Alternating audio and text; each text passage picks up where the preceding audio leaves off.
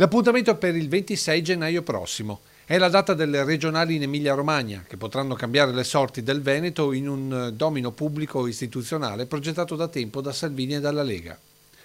Nello specifico, se tra poco meno di 3 mesi nella regione rossa per antonomasia in Italia dovesse imporsi la prima governatrice donna e per giunta leghista, inevitabilmente cambieranno anche le candidature per la regione del Veneto prevista al voto tra il maggio e giugno 2020.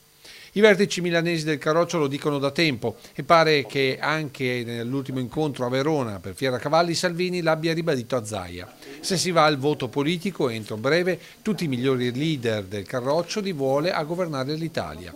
E l'entro breve è appunto successivo al voto emiliano-romagnolo. Se dovesse affermarsi l'ex sottosegretario alla cultura Lucia Bergonzoni, il governo Conte avrebbe vita breve, con successivo passaggio ad un più che probabile governo Salvini con ministro Luca Zaia. Queste le indicazioni sulle quali soprattutto i veneti non sarebbero completamente d'accordo. Voce critica in tal senso, manco a dirlo, è quella di Gentilini. Io non sono d'accordo. Zaia può andare a Roma solo come Presidente del Consiglio, altrimenti resta governatore del Veneto. Io non tollero questi avance, questi giochetti.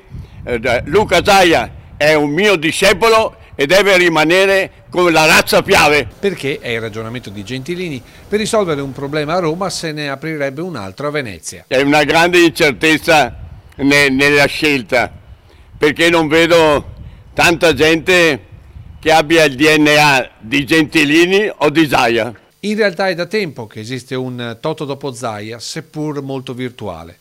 Tra i nomi l'attuale presidente del Consiglio regionale Ciambetti, ma anche l'ex sottosegretario all'economia Bitonci, passando per l'attuale assessore alla sanità Lanzarin.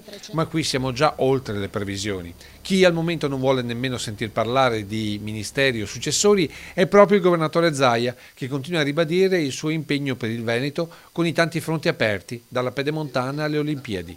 Resta comunque un dubbio: e se il ministero fosse per le autonomie regionali?